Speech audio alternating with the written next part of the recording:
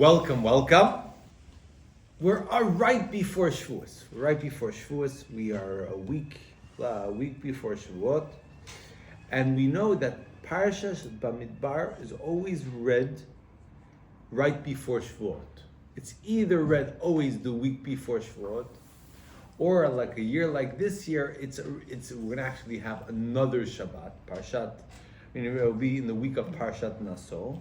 But nevertheless, the week like this year was actually read right before Shavuot. This week is actually Shavuot.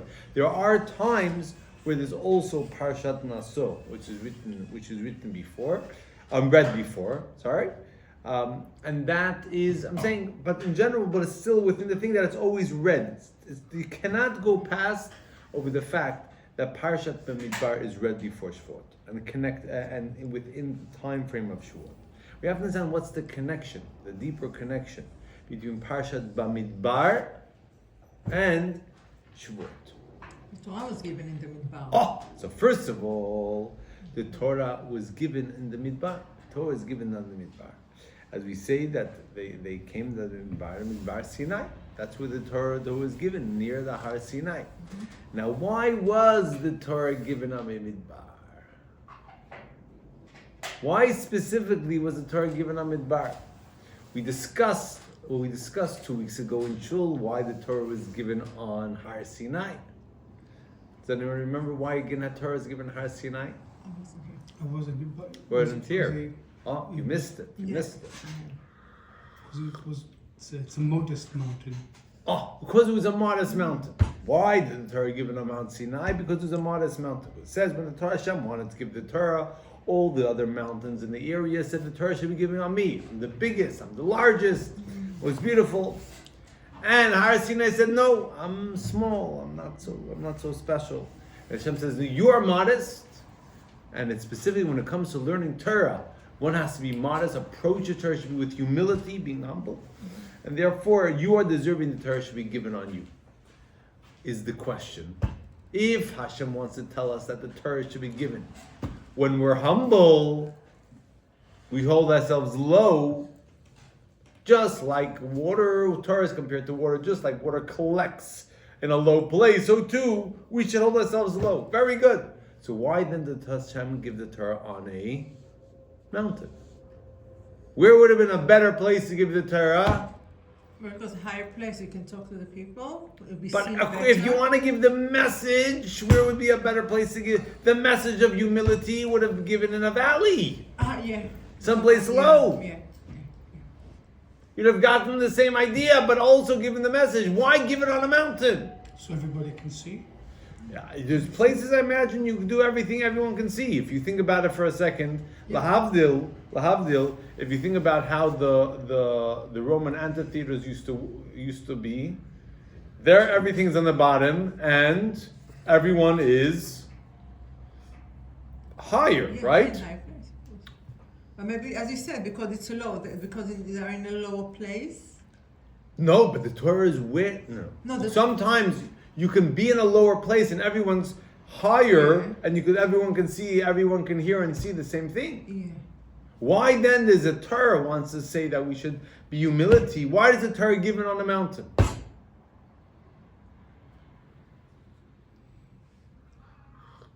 Maybe it's something we have to work for. Except like climbing up a mountain. Yeah. Okay, interesting. You got a nice idea. I'll share you. From above, you have a better view. Yeah. From above, you have a better view. Yeah, you see everything more clearly. Right? So therefore what? So therefore, you're gonna what we're receiving, the wisdom we're receiving from Hashem, we'll be able to get it in the clearest way possible. But we were still on the bottom. We were still on the bottom of the mountain. Everyone can see. But I'm saying, everybody can see Moshe receiving this wisdom. If it would have been on the bottom, Hashem, everyone could have seen as well. But the question is, what's the message behind giving it on the mountain? Mountain is high. Mountain is high. Okay. So what we're saying is, why did Hashem pick? If the point is being high, Hashem should have picked a big mountain. But he picked a humble mountain. So make up your mind. Right? Make up your mind. So the message is we got to be both. We got to be both. I remember hearing this story from my wife's grandfather, how there was a boy that was he was in university, and it was well known that he always walked around with a kippah. No matter what the situation is, he always wore his kippah. And he went to all his university that way, and everyone knew this boy went with his kippah, and he did well. And after he was going to university, he was going now to get accepted in different law offices, law firms. And he had a interview with one of the top law firms in New York. And it was a lot of anticipation. And he's preparing, he's very nervous. And because of that, one of the things that someone mentioned to him, that when it comes to an interview, the first impression is one that lasts. That would make such an effect. You don't want to give them the wrong first impression. They might not take you. So I'll tell you what, I have a good idea for you. Why don't you take off your kippah just for that first interview? And then, once you get to know you, whatever, you put your kippah back on, you always wear it, it won't be a problem. But just that you shouldn't make a wrong idea of a first impression. And he was all nervous, and he thought, maybe it's not a good idea. So he began to ask his professor what he thought, and the professor said, I think it's a good idea. He asked his rabbi, am I allowed to? The rabbi said, there are times when things which, in times of need, there could be some things you could rely on. It's not ideal, you could sometimes rely on. Okay. He walks into the interview, and lo and behold, the person in the interview is sitting there with a kippah on Keep on the head, I knew. You told us this. Well, I've heard you say it. Tell us a story. So he comes and he has a grueling interview. And at the end of the interview, the person asks him, says, I don't understand. How is it that we did research into you, and we heard that you always walk a kippah no matter where you go? Why did you take it off for this one? He said that I was nervous and people suggested and all that. So he said, I just want to let you know that in our firm we have seen, and actually he spoke about this with a lawyer today, when he works in one of the top firms. And he told me one of the things that they pride themselves in their law firm where he works for is that to be able to still have a clear mind even when you have the very, very little amount of sleep. You're working on very, very little amount of sleep. Even have to have a clear mind. And he was telling me this story just now, this was a few hours ago, telling me how he in his firm the night before at 3:00 in the morning they had an email exchange between him and a different lawyer, and he's saying how he felt the way the one lawyer was writing was very, very not proper, considering how they're supposed to hold themselves at 3:00 in the morning. So I'm thinking to myself, but that's what it says. We have seen the people who have been successful in our firms are the people who are strong and resolute in their morals and ideals. And we saw the fact that you walked around throughout, no matter whatever pressure you had, we felt that you were such a candidate. Now that we see that after a certain amount of pressure, you're willing to take it off, I don't know if you're the right person for the job. I didn't accept it. So there are times we have to be humble. We have to be, we have to be humble to everyone. But when there's certain morals and ideals that we have to be like a mountain. We have to be strong. We have to be mighty. We have to be, no matter a mountain doesn't get pushed around. We can't get pushed around. In regards to making sure we're fulfilling our ideal. We have to truly stay strong with that. Stay strong with that. Be proud of who we are, despite any challenges and any pressure and what things look like it's unsurmountable. So that's what the message of the mountain. What about the message of why it's given in a midbar? Why is it given in a desert? Why didn't God rent out a 5-star hotel Give us the Yeah, Marriott. it's about humility, right? King You're David, still on King humility. David, the King David Hotel in Jerusalem. I think it shows Put us that all up, yeah? the Torah will sustain you in a way. The wisdom sustains us. The wisdom sustains us. Yeah. Which means instead of eating, just like eating sustains us, so too, with the Torah, wisdom of Torah sustains us. How do you see that in the Midbar? It's a beautiful point, because we say that Torah is like lechem. Torah is compared to bread, just like bread sustains, goes inside, sustains, and affects the person, so too the Torah does. That's a beautiful point, Dekel. But how do you see that in the Midbar? In the desert. What? In the Midbar desert, right? In the desert, Yeah, sorry, so- yes, in the no, desert. I'm saying, so a desert is also barren, you know. It's very hard to live out in the desert. It's not an easy. Correct. That's not the King David Hotel there in the desert, you know. It's not easy. It's not easy. You got to look for your water. Just like you were saying earlier, you know, the water to us compared to water. Mm-hmm. Water drops on the stone, it can literally eventually cut through. Yeah. So the desert, it's very hard to find water out there. It's very barren. It's a very difficult survival. But with the wisdom, Yeah, but again, with the wisdom of Torah, you can get through it. or because it maybe emphasize the Torah because it's kind of barren, as you said. There's literally nothing there, and you nothing to distract. I'm just throwing an idea because you can concentrate only on the Torah. It's not that you have trees, animals, something can distract your mind. You're just concentrating on the Torah given. Just guess. So two things. So just to understand what you're saying, Chaim, is the fact that the Torah is given as in the desert is that we should make an oasis of the desert. Right?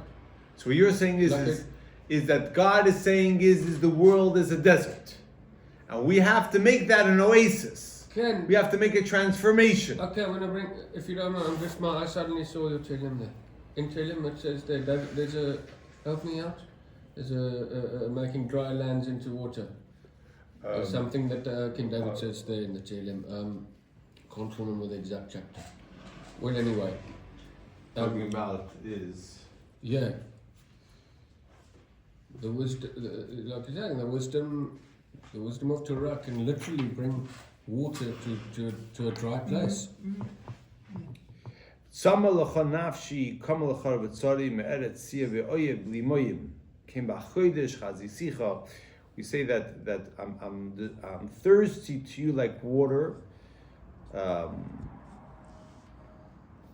and I'm desiring, I have desire. I'm just like this. I'm in a barren place, and the same desire that we have towards water, that's the same desire that we have towards Hashem. Is that what you're referring to? Right. Yes. Yeah, absolutely. Yeah. Because really, well, not for everyone, but I guess. Or or maybe you're referring to. I know what you're referring to. Maybe you're referring you to. turn dry lands into water. Yeah. You're referring to in referring to this. But it's connected to what to what you're saying as well. But I think for some of us. It says "Ahoifchi atzura gamoyim chalamish lamayim moyim," who turns rock into a pool of water and the flintstone into a water fountain. That's the. Yes, so that's Chapter 1:15. That's the. 1:14. That's referring to how God gave water in the desert, 100%. But what you're saying is that we have to change which here we're saying turning rock into a pool of water. We're changing the desert into the pool of water, the barren land where there is no river, where there's no water. What you're saying is to change, making that into a thing very powerful. We're going to get Because to that. I think what Very you're good. saying, the Very wisdom. Yeah. Not a clever river. Amazing how you. No, but it is. I mean, I'd say not for all of us, Yeah. but for a lot of us who don't know, Yeah. if we're just coming back to study Torah, Yeah. learning it. We could say that we're the barren land before you start studying Torah. Absolutely. Really, you know what I mean? Yeah, Because, yeah. you're the Quran. Yeah. And you start learning more and more wisdom. Absolutely. And, yeah. Yeah. Oh, Bring so you're water saying to is your very barren land as powerful, well. very powerful. What you're saying is that the idea of what the Torah is that we're transforming what we're saying the Torah is that you're transforming a desert into an oasis. Right. And what I think you're saying something also very powerful. I mean, that the there's desert two is also like aspects. the There's two ignorant deserts. saying is And the ignorance is not always a bad thing. Sometimes it's a terrible thing. But Yeah. I say it in Sometimes a good way. ignorance is bliss. I'm saying, Sometimes. but I'm saying it's not, in this case, I don't want to make ignorance a bad word. So going into this aspect, what we're saying is that we have the power and ability to change over a desert, a place where there's barren, it's nothing. Nashim akravim, there's scorpions, there's not only negativity, and make it over something positive and transform it. So I would say is first of all, we have to recognize that you should know, before we came here, when I would speak about this area, that we're moving to this area, saying people told me you're going to what's called a midbar Yes. shmama. Completely. We're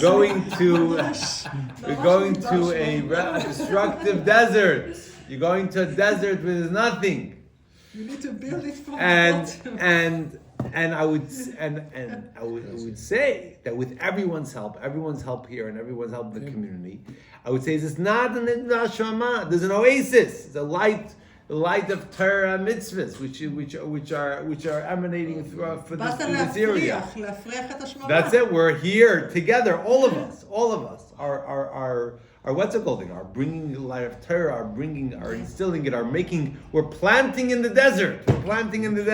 להפריח את השממה Yeah. בפרחים. 100%. And each of us, which you continue, we encourage more He's people to giving us also water, learn you know? Torah. We encourage more people to also learn Torah. We encourage people also do mitzvot. Each of us, we help not just we bring more and more light and more life to, and we should not be more, what's it called? Not more midbar, but rather it should be a gan. Yeah. It should be a, what's it called? A bardes. It should be an orchard. It should be a beautiful place.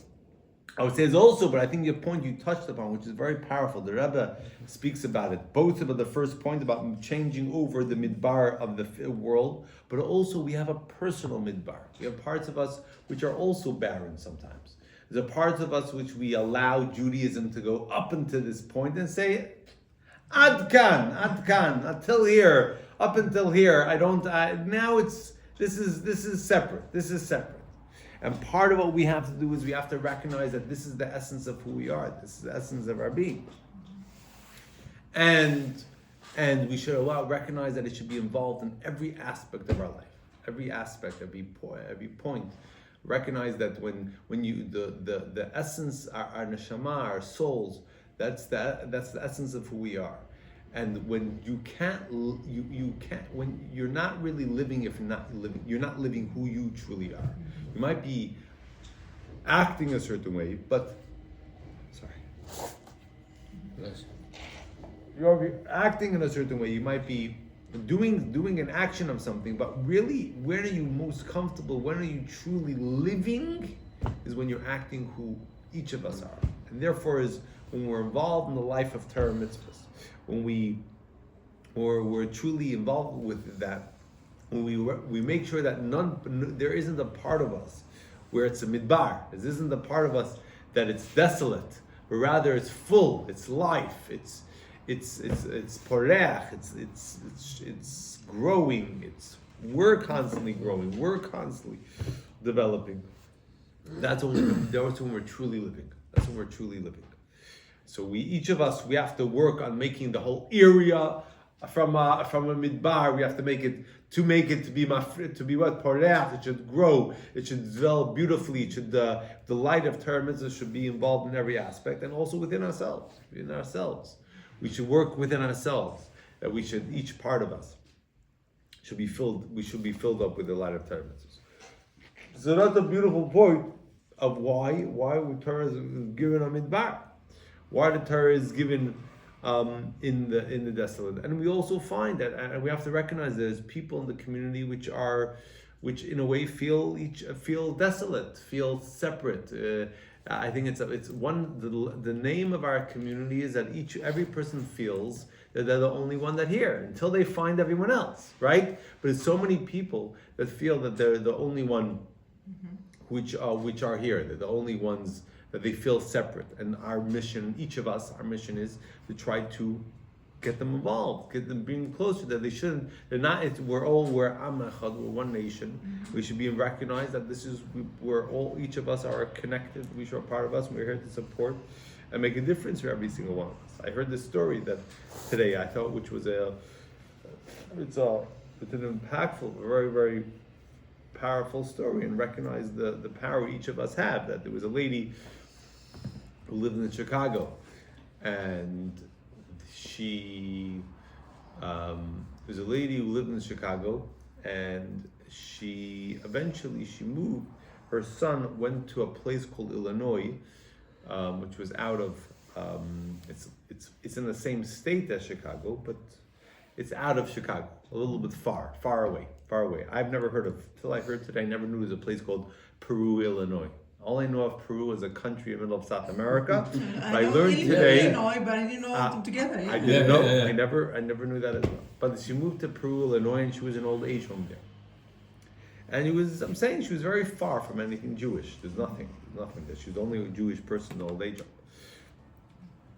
So she was one time speaking with her niece, because she had a son. The reason why she moved there because she had a son who went to work, who was working there. So she spoke to her niece, and her niece was saying, I would really love to see a rabbi. I haven't seen her in such a long time. Fine. So the niece was thinking, what can I do, something good for my aunt? That she searched for Chabad, the local Chabad, and she found, I forgot what the shliach's name was, and she called them up, they were about an hour drive. They were in another area, but an hour drive from Peru. And I heard there's this lady there who really loved to see a rabbi. So this rabbi was thinking, the Chabad shliach was thinking, they left her the number. Let me call up, make a time, because if I'm driving an hour, I want to make sure that I actually get time when she's available to meet her. And he had tried a number of times, and it just didn't. They never answered the phone. She never answered the phone.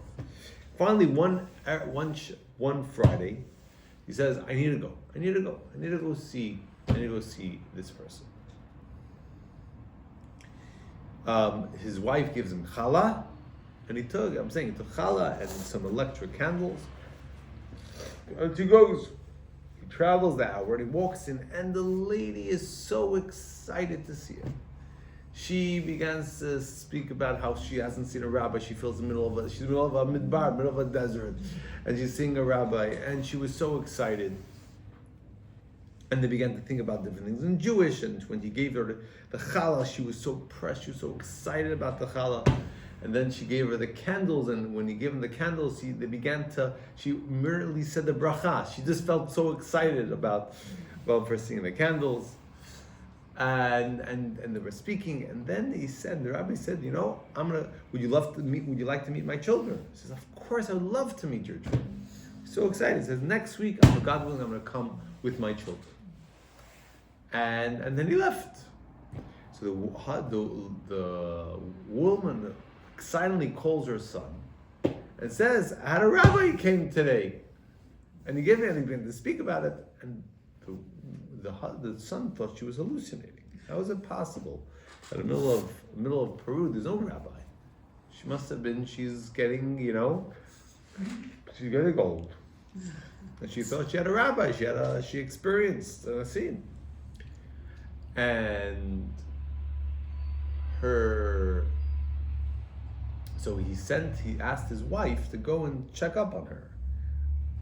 And the wife comes and goes and begins to say, and he says, wow, look, the rabbi came in. She went to speak to him about it. He says, look, and he brought me challah and candles. Now the daughter-in-law is saying there must be some truth to this. Yeah. There's something. proof. There's proof. He has proof.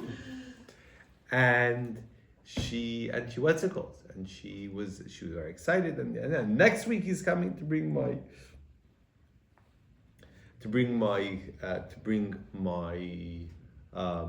his children. Yeah. Next to his children. The story goes that night, I think it was that night, the next night she passed away. Oh, wow. But to recognize the last Shabbos of her life, because of his action, this rabbi's action, she was able to celebrate Shabbos as she always wanted to do. Even in a midbar shmama, even in a desert. And the aspect is each of us should try to recognize that we should also try to go out and be able to make an impact on people. We live in an area which is a little bit remote than other aspects than the Jewish oases of London. Yeah. But we gotta reach out. We have to reach out, and each of us know might know of different Jewish people. I know Carmen does a beautiful job of calling a lady. A beautiful, and reach out to more. Reach out for more to make if that. there are, please let me know. Say. Happily do that. But you as well, take your own initiative. Take your own initiative, and try to find and reach out and encourage. Tomorrow I go to volunteers and Beautiful. Every celebrated 100, the Holocaust survivor. You Very can look nice. on my Facebook, yeah. So that's The Holocaust survivor. a You very see the one in very- Breathe Deeply, my son? Huh? Did he write a book, this guy? I Henry. don't know. There's no, I don't know. Because I him, know but Henry I as well, wrote but about him. anyway. Go into my Facebook page. There's there's 100 birthday. So we should all Yeah, all work, and what's it called? Dekel said he's agreed to start bringing gifts of chalan or regular on each Erev Shabbat to work on. Each of us should try to do what we can, try to encourage and find and inspire others, in an awesome way. So the important point is that we should change. We should work and recognize that part of our life, is to bring. Why is the Torah given the midbar? To bring the light of the Torah into any midbar that will be. I shouldn't just say that God meant to speak about the Torah in the middle of middle of Bnei Brak in Israel. Yeah. Right? That's not where the Torah was given. It wasn't in the middle of Stamford Hill or Borough Park. Golders Green. And then Golders Green. That's not where the Torah was given. The Torah is given when? Amidbar. Yes. Greenwich and Docklands too, which is also not a midbar. That's where the Torah belongs as well. Every aspect. And Torah is to recognize that it's a tremendous. Here is much harder job, as you said, because not many, even the Jews, they're not very religious. They're not. You see, what are they? I'm trying to encourage them to come closer and bring them together. 100%. We gotta Yeah. work. Exactly. We have work to do. No one said as they say, there was a person who came to the Lubavitch Rebbe, named Rabbi Tatz. At that point, it was during the time of the communist times. And there was a lot of work, especially the Lubavitch Rebbe would encourage people to bring tefillin, mezuzot, trying to make contacts with different Jews living throughout Soviet Russia. And there was a certain point after every time someone would take a trip, would get contacted, maybe you could bring this and that. For people who make trips for different reasons. And they would always go, please, because foreigners were able to bring things in and less. And so this Rabbi Tatz had gone on this mission to encourage Jews there. And on the way back, he says, after a long thing, he tells them how it's schwer, it's difficult. It's very difficult in regards to in this whole situation. So, and it's difficult on me. So the Lubavitch Rebbe tells him, says, when do you make a contract with God that life won't be difficult? We never made that. God puts us in the world and we have a job, we have a special mission that each of us we have the strength to do. God doesn't put us in situations which we don't have the strength to accomplish. We have the strength to do it. We have the strength to accomplish it. It's in our hands. It's in our hands. We're able to accomplish it. Who said it's easy? I can know now. I can tell you something right now. Right now, down the road, there's a building that just went on sale, which I think would be amazing. The space be amazing for Chabad, for the center, for the community. I have no idea where it's going to come from. And my perspective is, if it's meant to be, we're going to work hard. It might be hard work to put to where I have to work it out. But we have, if this is the point, we have to. This is where it's going to be the best. We work hard to make that happen, and make that conflict happen. So we have to know. It doesn't necessarily make it. It doesn't mean we're easy. It doesn't mean that life is going to be easy. But we have to recognize that it might not be easy. But we have a special mission, a special beautiful mission, that each of us able to make a difference, able to accomplish, able to affect. And we should use it up. We should use it up. That's how we're truly. That's our purpose. That's our purpose. Why? I heard a very amazing short sentence about it. Says so much.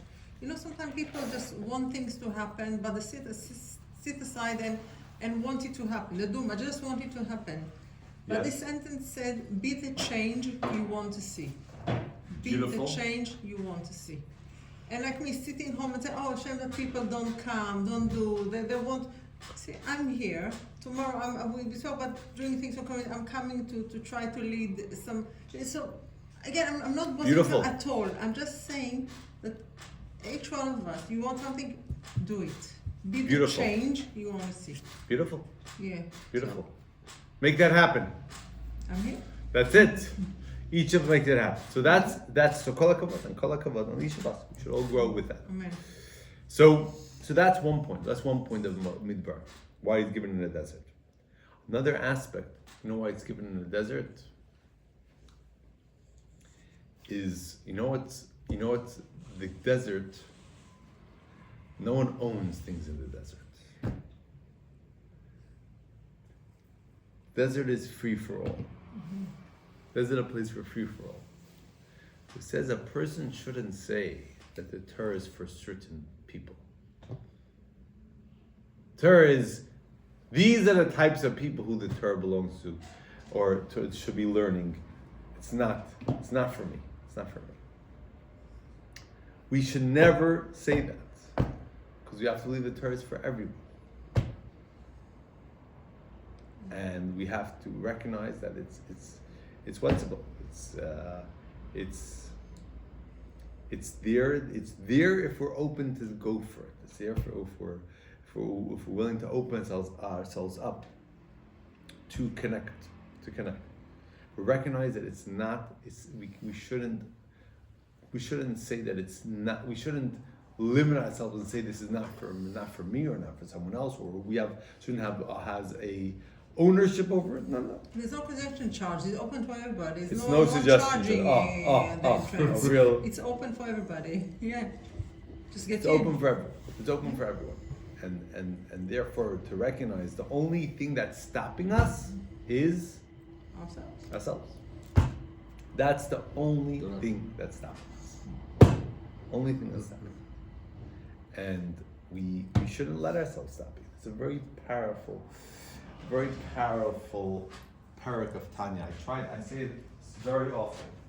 I learned through that. It's called the 47th chapter of Tanya. 47th chapter of the Tanya tells over the following. It says that each and every day it says, our sages tell us, B'chol der v'der, u'b'chol yom v'yom, says in each generation and each day, Chayev Adam Loimar. Chadam Ar Liras Es Atzmai. A person has to consider themselves and look at themselves. Ki'ilu hu yatsa hayoim mitzrayim, as if he went out today from Egypt. Now, what does that mean? I didn't have a Egyptian taskmaster yesterday, and I didn't have one today. What does it mean? How did I leave Egypt today? What is the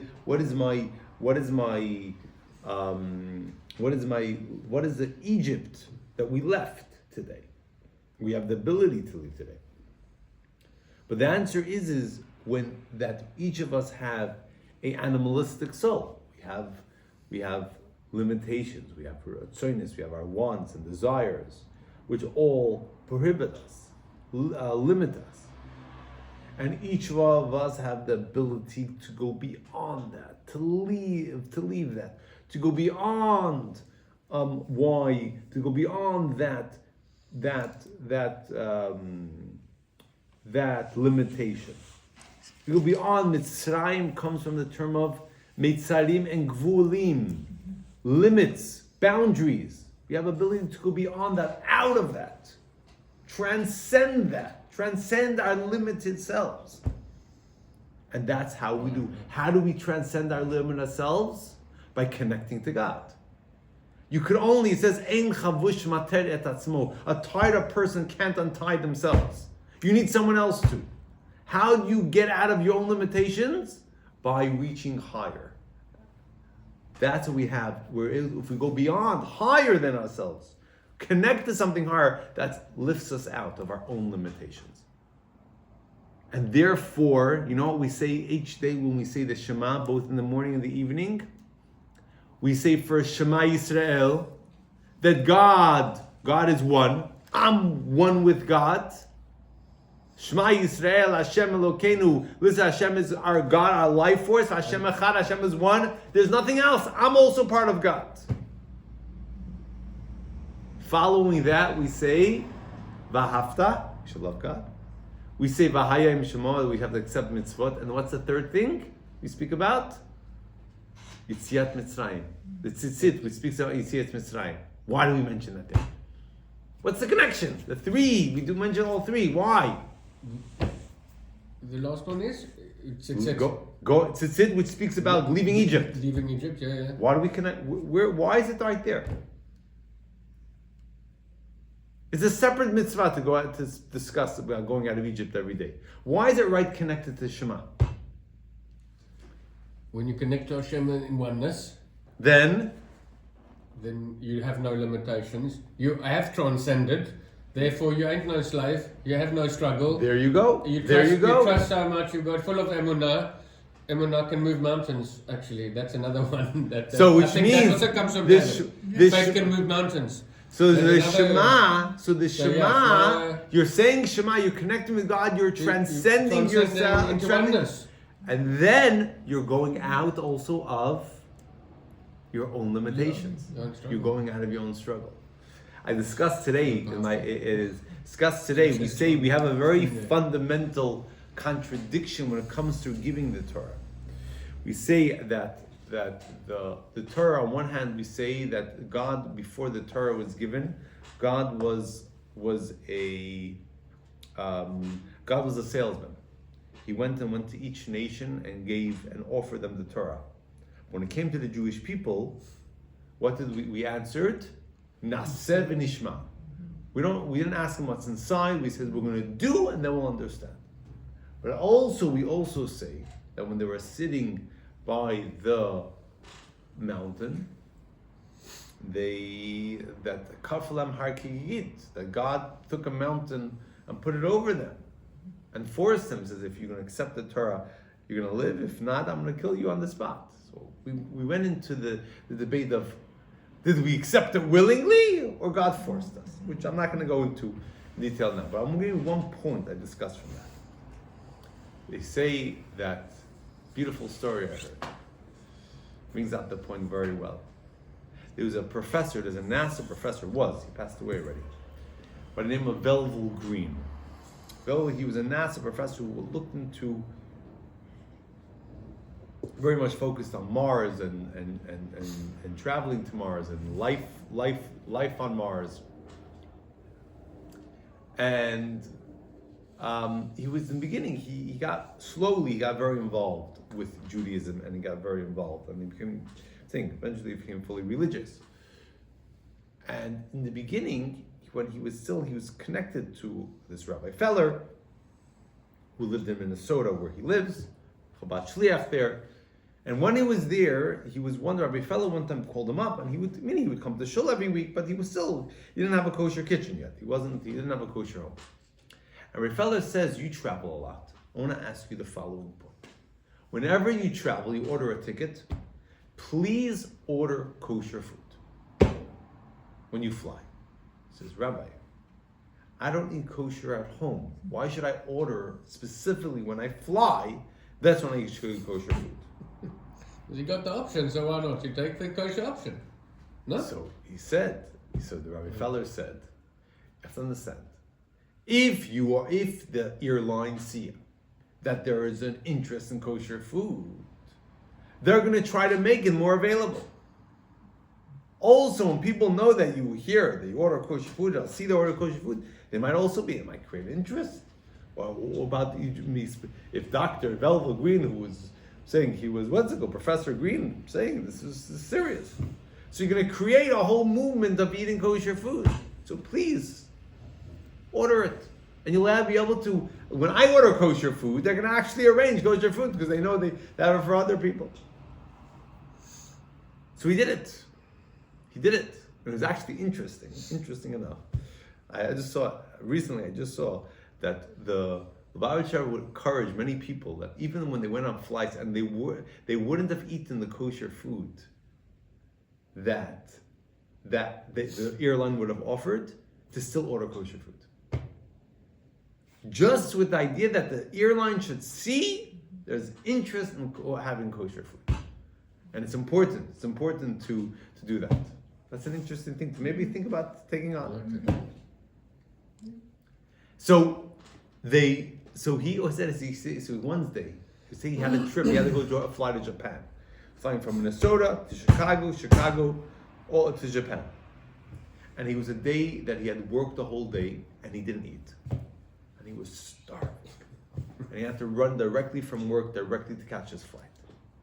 He gets on the flight and everyone is being served their portion. He gets on the flight and everyone gets their food and he's expecting food. And he doesn't get anything. So he goes over to the stewardess and says, what's going on? He says, I'm very sorry, Mr. Green. You ordered kosher food, and before our flight, there was a big mishap with everything, and we didn't bring your kosher food on board. I'm very sorry, we don't have it. Since it's a short flight, we had exactly the amount of food for all the passengers, and we don't have any food for you. He was furious. He was angry. You're starving. Why did I get myself involved in all of this? I'm starving, I'm hungry. It says, this is how God pays me. I just work hard. What's it called? This is how it works. And he was the whole flight, he was Grumpy, hungry. Gee, He gets to to Chicago. It wasn't such a long from Minnesota to Chicago, not so long. the Minnesota to Chicago flight. But he was starving. So, yeah. When Sorry, I you- thought you meant the No, Japan No, flight. listen. The Japan He's flight. in Chicago, he's in a layover. And he calls up Rabbi Feller. It's 1:00 in the morning. And it says, Rabbi, you don't know what you did to me. I'm starving, I'm hungry, and it's all your fault. It says, right across from where I'm standing right now, there is a stand, a food stand which is open. I'm gonna order 4 hot dogs, Oh, come on. full tray, Okay. and have you in mind when I eat it. Ah. Wow. Because Wow. I'm gonna order that It's terrible. because of what you put me through. So the Feller is silent. It's crazy. The Feller is silent. And he says in Melville, if you remember, on this past Shabbat in the synagogue, we discussed about what is the essence of Judaism. What is the essence of Judaism? And many people were giving ideas of what were the essence of Judaism. And if you realize I didn't say anything, I was quiet. because I think all those ideas that they gave were all wrong. You want to know what the essence of Judaism is? When this Jew, starving hungry, in Chicago, has 4 hot dogs in front of him and doesn't eat them. איזה הגיבור הכובש את יצרו? That's Oh, the that's essence of right Judaism. there. Yeah. Again, that's some Where serious we're emunah there. I'm giving myself over to God. I'm not limited by myself.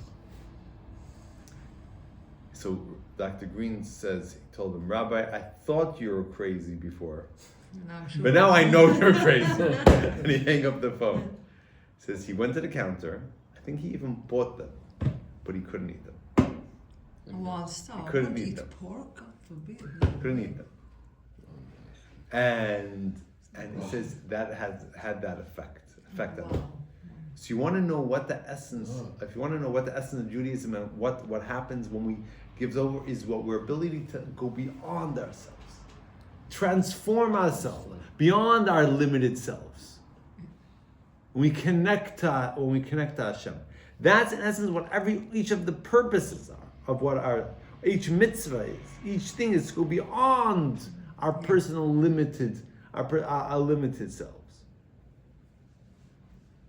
And that is what we do when we say Shema. And that is what we do, recognize that each time the Torah mitzvahs, that's its role, that's its purpose, to take us beyond us. So you ask, is some things hard? We gotta transform beyond that, beyond our limitation, beyond ourselves. And that's the idea of, it's a midbar. But if it was a matter of life or death, What? but if it was, let's say starvation, and just not really... A matter of life and death, you eat everything under the sun, eh? Yeah. No, life and death, you eat everything under the sun. 100%. But can I put this, just thinking about what you're saying there as well, am I right to say you're touching on a side of what we could maybe call Jewish meditation? Jewish meditation? Ken, because this is meditation, what you're talking about. Saying This idea of being able to transcend yourself. Truly, that isn't meditation that. Think about these guys that eat one grain of rice, sit the whole day. You're tuning in with oneness, selflessness. I'm saying, while you're saying this to me, I'm Right, thinking to right, myself, I hang hear. on, this is Jewish meditation. But If I could use those words, if I could put it in that context, without Hear it that, being I hear associated that. only. So I would say is the difference Nothing between wrong with concept, what I'm saying in meditation is, I'll tell you with the following story. Okay. There's one time there was in Russia during the 1930s when communism was really intense, really tough. People were trying to eradicate any semblance at that point of opposition and including of religion. And people at that point, the people were the previous Lubavitch Rebbe he told his disciples, so you have to go on self-sacrifice to maintain and educate, to maintain Jewish education, to maintain shuls and mikvahs, and educate them. They literally went on self-sacrifice to do that. People, if they were found, they were persecuted and killed, either sent to Siberia, shot on the spot. There was a tremendous amount of self-sacrifice they went. And at that point, there was a gathering. It was called Farbrengen, a gathering where the previous Lubavitch Rebbe spoke about different inspiring ideas. And because they were enjoying it so much, so one of the Hasidim, one of the disciples, went to the clock and put it an hour back in order that they should last longer, right? Forget about when we have to stop. Forget about the mincha and whatever we have to stop for other things. Go on for hours. And the previous Lubavitch Rebbe saw him and he said, everything what we're talking about is all serious inspiration. But you really want to know where you get God himself? When we pray mincha on time. When you do the act. Yeah. So the difference between the meditation and what we're speaking about is that you're right. The idea that the idea is to transform transcend ourselves. Yeah. But the idea is also how are we transcending ourselves in the physical world, in the physicality, transcending that, not separating ourselves, but transcending ourselves within that, which is a much harder but deeper point. And that's all our mission. That's all the Torah. So that in short is why the Torah was given Bamidbar Sinai, right? Vaydaber Hashem al Moshe, Bamidbar Sinai. Hashem saw the Midbar, the Sinai desert. Say, right? That's the point that we spoke about, how the importance of that. But just to touch about different point, what we spoke in this week's parasha. This week's parsha we speak about the counting, how the Jewish people were counted. They were counted repeatedly in that first year.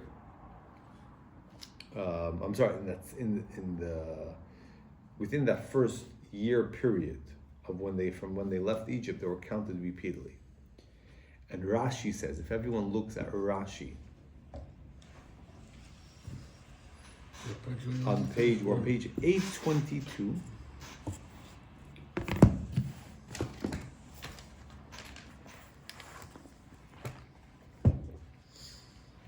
Look in the Rashi. It's only in Hebrew. It's on the small. The small. Go to Aleph. Mitoch chibatan lefanav moina oisam kol shah.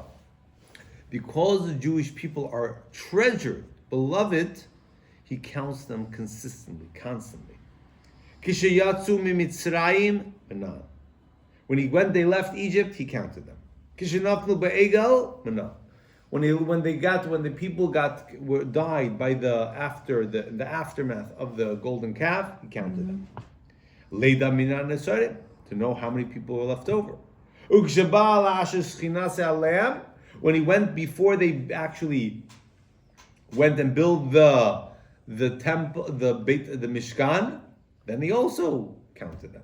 Bechad b'Nisan ukam Mishkan, and again ubechad b'Iyar, and then a month later, Menam again. So 4 times he counted them to show how important they are. Why? Because things that are important for you, you count them. How many drums do you have? My whole collection? Yeah. About four drum kits. 4 drum kits. At least. 4 drum kits. And At least. And lots of pieces and yeah. Lots. Right. Okay. You have something some people have. I could tell you, my kids, when they were into erasers, they can tell you how many different erasers they had. Right? Everything that's important for us, we know, we count them. Most people, the classic example is people count their money, right?